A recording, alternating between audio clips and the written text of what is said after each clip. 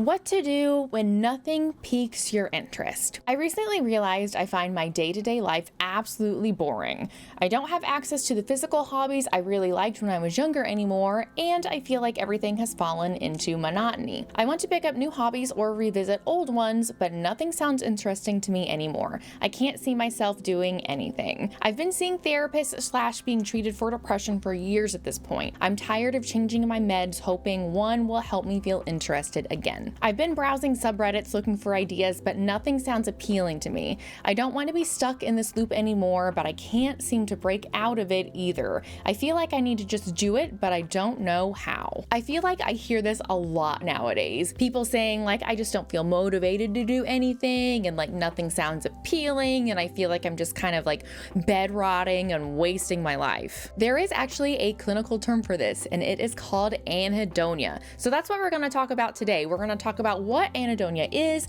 how it shows up in life and what it looks like, and what do we do about it. We've actually known about anhedonia for a really long time, and it actually was first observed in people with schizophrenia. What people observed was we could find ways to treat like the hallucinations and the psychosis and those sort of things that go with schizophrenia, so we could get those kind of symptoms under control. But what people were often left with was feeling like really like difficulty getting motivated and difficulty doing anything. And this still happens today. We have lots of medications that can treat the positive symptoms of schizophrenia. And what I mean by that is the symptoms that are kind of like added to someone because of schizophrenia. So things like hallucinations, psychosis, delusions, those sort of things. We have medications that can effectively treat those. But what's left again is kind of these feelings of not being motivated, not getting pleasure from things. We call those negative symptoms. So things that the schizophrenia diagnosis kind of takes away from someone negative. So we have the medications to treat the positive, but we don't have medications to treat this kind of ongoing just blah feeling in these people. Anhedonia is also a very common symptom of major depressive disorder. What happens with major depressive disorder is we get feeling so down that we get feeling very unmotivated. We don't want to do things that provide pleasure for us anymore, and we just kind of get in this deep dark hole. Now we are seeing people, especially like adolescents and young adults, that are explaining or they're describing these same symptoms. Like they just don't want to do anything. They don't feel motivated. They know they should be doing something, but they just don't have the drive to do it. And things that they used to really enjoy, they got pleasure from, they're just not interested in doing anymore. It's like they don't get any pleasure from doing that. And these are people that don't necessarily have a mental health diagnosis. So we're seeing this outside of the traditional schizophrenia and major depressive disorder diagnosis. We're seeing this in people that don't have these diagnoses now. So why is that exactly? There is some recent research that is showing us that if you have experienced some sort of traumatic event in your life or extreme stress, that can also cause anhedonia symptoms, especially in childhood too. So if you experience trauma as a child or extreme stress as a child, you are more likely later on in your life to experience anhedonia. But we're also seeing this in like young adulthood and adults. If you are experiencing extreme stress, then you could develop anhedonia symptoms. And I feel like that is kind of what's causing this increase in anhedonia symptoms. It's not the schizophrenia diagnoses. It's not the major depressive stuff. It's this extreme stress that we are experiencing either in childhood, teenage years, young adulthood. I think that is kind of what's causing a lot of what we're seeing today, these discussions about like, I just don't feel like doing anything. I just want to bed rot all day. I think it is coming from that, this extreme stress stuff that we experience more commonly now in this generation. So what's happening in the brains of people with anhedonia is there is a dopamine problem. So dopamine is our feel-good chemical, and it's routed certain ways in the brain to like different lobes in different areas. And so what we're finding in people with anhedonia is where that dopamine is sort of like going and how it's made in the brain, it's not the same as someone that does not have anhedonia. So maybe a really good way to describe this is giving you a personal example. So I have shared several times that I really struggle with my weight and being motivated to exercise and eat well. But I used to have a friend that she loved working out. She loved eating well. She was in really, really great shape, and it just like really came naturally for her. Like she was up at 4:30 in the morning to go to the gym. She didn't like kind of think twice about what she was having for each meal. She always had something prepped, and she never really got cravings for like McDonald's chicken nuggets like I do. When I am trying to lose weight and eat healthier, like what I'm trying to do now, I have to put in a lot of effort to do those things. Like I don't like exercise, so I don't have this like motivation to do it. I like chicken nuggets. I really like carbs, so it is a struggle for me to choose the healthier option over the carby option. And why is that? It's because of anhedonia. So what happens in these people that kind of just seem to not really struggle with life and, they have it all sort of thing.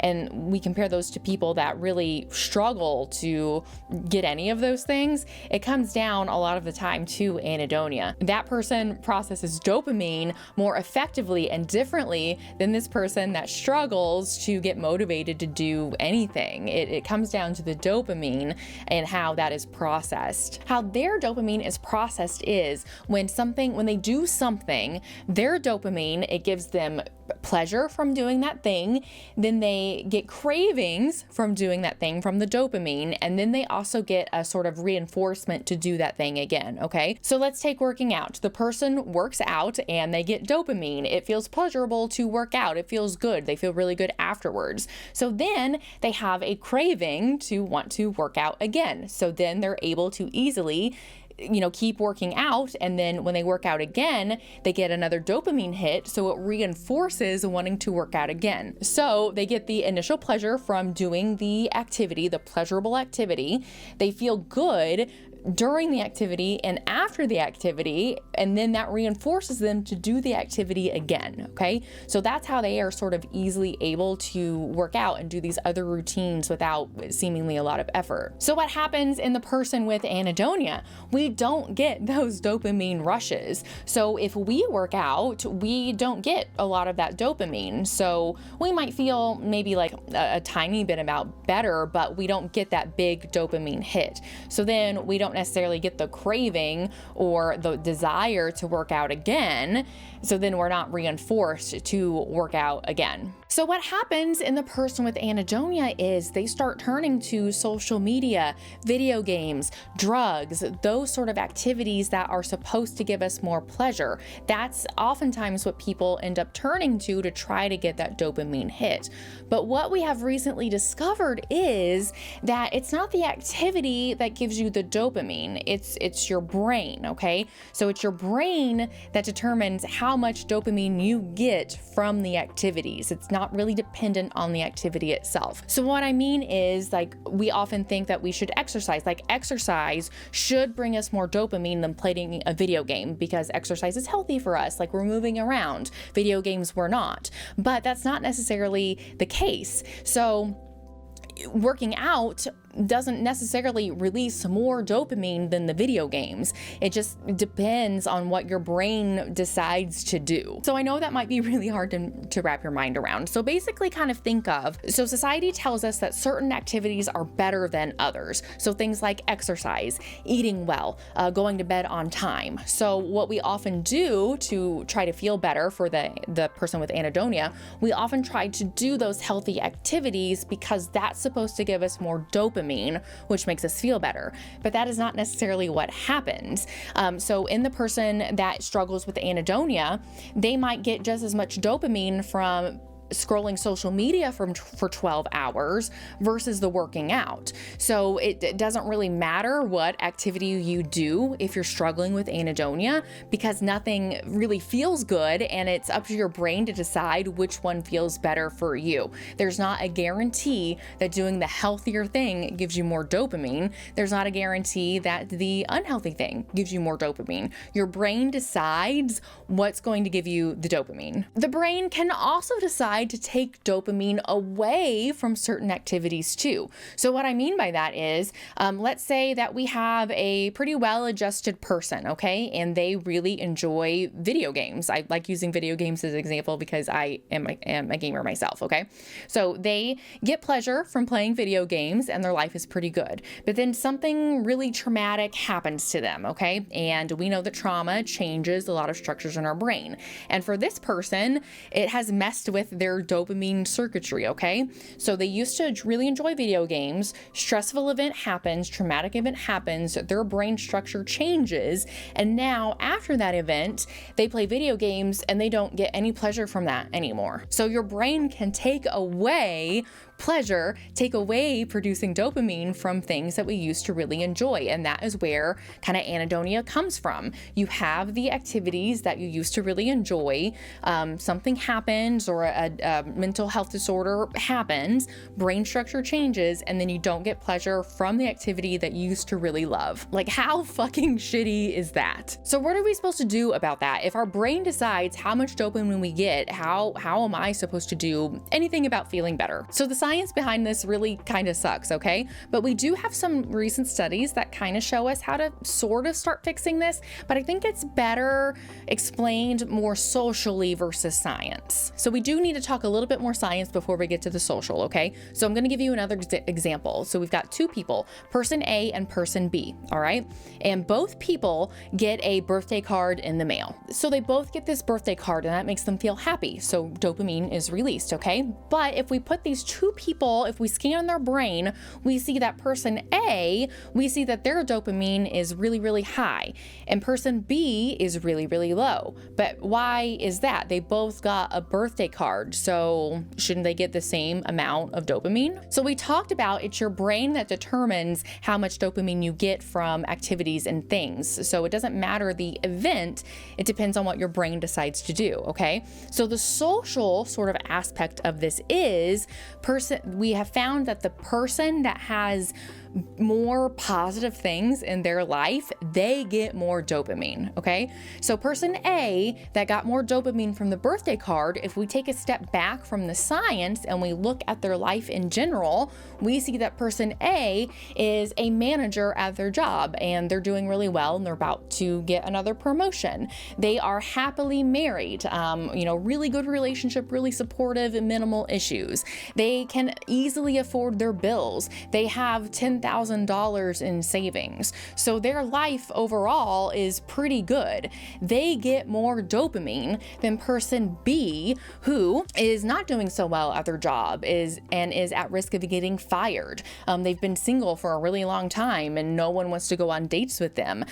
They can barely pay their bills and they have maybe $1,000 in savings. So that person that socially doesn't have as much, they get less dopamine. So really look at that too. Like, how shitty is that? So the person that has a better life gets more dopamine from the birthday card than this person that has a shittier life. Things aren't going quite as well.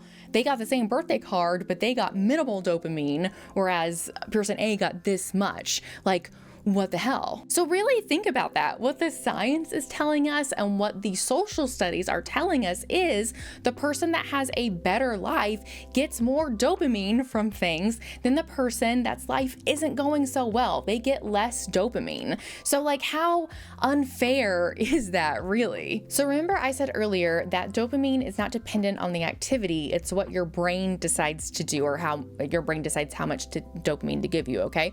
So let's say that this person, they get a promotion at work, okay? A really great thing, yay, promotion. But then we take a look at their life and they have these desires that just seem really overwhelming, okay?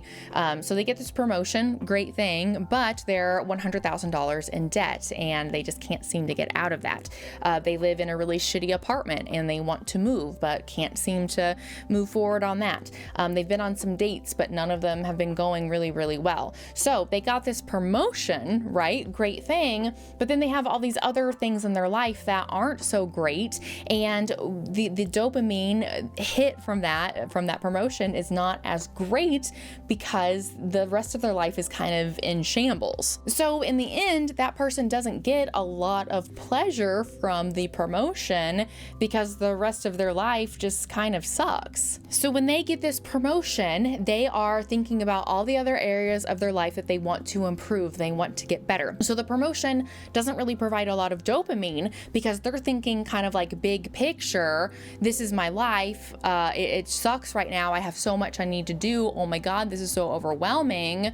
this promotion really doesn't mean anything in the grand scheme of things, because there's all of these things I want, but I just can't get there. So this promotion, though it's a good thing, it's not solving all of these issues for me right now. So let me give you another example of this point I'm trying to make that makes sense of what we do about this, okay?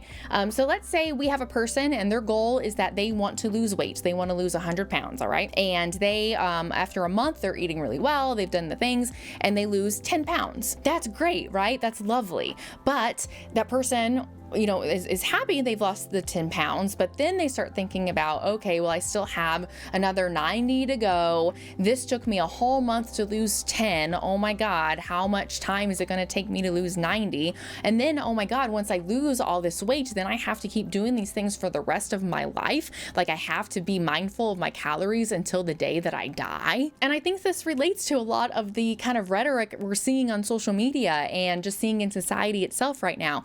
We talked about this on a live stream that I did just last week of, I go to this 9-to-5 job, I come home, I cook dinner, maybe work out, maybe do something fun, and then I go to bed and I just repeat it and nothing's fun. Is this really the rest of my life? So what is happening here? We're thinking about the grand scheme of life, okay? We're thinking about all of these things that we want or these things that we don't have, and we're kind of, just thinking this really, really big picture and like, oh my God, I have so much to do. How am I supposed to get there? What do we do about this exactly? How am I supposed to change all of this so I get more dopamine and feel better? So what we do and what makes this easier is taking things one thing at a time. So we want to focus on improving one area of our life and then we work on the rest, okay? So when we really peel that back even more, what we have to do is focus on improving one area of our life at a time. We need to get rid of all these like excessive wants and things that we want to do, because those just overwhelm us when we think about this big picture of what we want to get out of life, but we're so far away from it. Then that makes us, we don't get much dopamine. We feel really, really bad. All right. So what we do to improve it is we focus on sort of one area of our life that we want to improve. We put all of our effort, all of our energy into that one area. For example, let's say you want to lose weight and you've got a lot of weight to lose. Okay. So you work out, you work out today. All right. So don't think about, oh my God, I have to do this the rest of my life. I have to do this every day. I still have 100 pounds to lose. Don't think about all that shit, right? Because then we're taking away the pleasure from the activity, okay? So if we just kind of commend ourselves for getting to the gym that day and we just focus on, that day, yeah, we made improvement that day, that gives us some dopamine and that creates a little bit of pleasure and sort of activates that area in our brain to have the feel-good feeling from it, right? The positivity. So that encourages us to do it again, right? It reinforces the behavior. So don't think about all the things that you have to change. Focus on one thing at a time and take it like one day at a time. Don't think about what you need to do the whole week. Think about what you can get done today. So then over time, once we kind of have mastery over this one area in our life, so in this example, it's self-care. We kind of have mastery there, then we can work on another area of our life, okay? So we've mastered self-care. Now we want to get our finances in control, okay? So at this point, if we've mastered this one area of our life, we should be getting a kind of decent amount more dopamine than what we were getting beforehand, okay? So then as we make progress for our goals in this financial area, as we make that progress, we're going to get more dopamine because now we have this one area of our life that is going really well. And now we have another one we're making progress in, right? So it kind of like is building blocks. The more areas of our life that we get control of and that are going better for us, the more progress we make, the more dopamine we get. All of that dopamine goes away when we think of how much more progress we have to make to get to that ultimate goal. So when we do this, when we kind of take it day by day and step by step versus looking at like the big picture and ultimately where we want to be, then our brain learns to get pleasure from those day-to-day activities, okay? So when we recognize the accomplishment of doing the thing that day, that builds on itself, and then our dopamine sort of our brain sort of reroutes the dopamine. So we do start getting the pleasure from the activities again, because we're getting pleasure from the accomplishment, from doing the thing.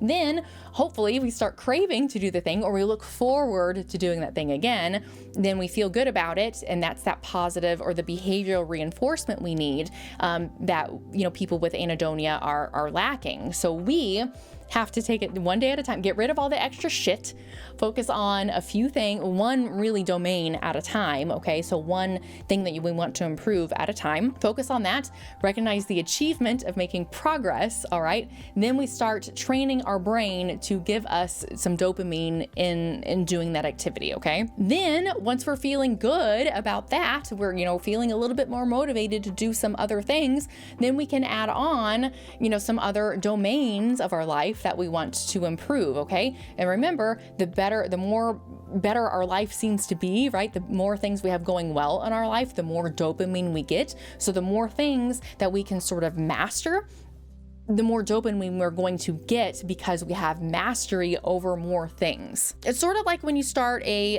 brand new video game and you start at the very bottom, right? Everything's really, really fucking hard because you don't have any XP. You don't have cool armor, right? Like, you're really working from the ground up. But as you make the small sort of improvements in the game, or like the small levels, then you get access to more things, and everything gets easier. Same sort of thing with dopamine, right? We're starting at the very bottom. We're starting at level 0. We have no XP. The more that we sort of work towards those small goals, get rid of this big picture, get rid of getting to level 100, okay? Just think about getting to level 2.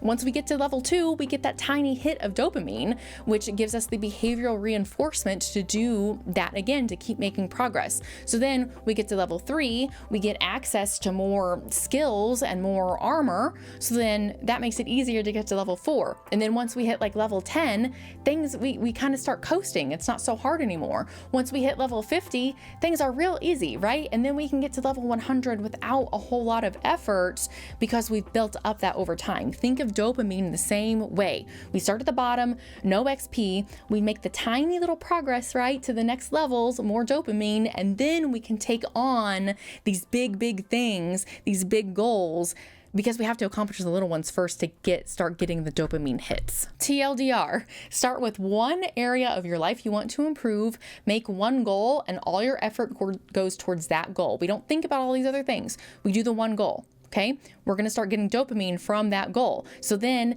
things become pleasurable again, and you want to do the things because you're getting the dopamine again. And then the dopamine makes us want to continue to work towards all those other goals that we have in life, and things get happy because life is going to get easier.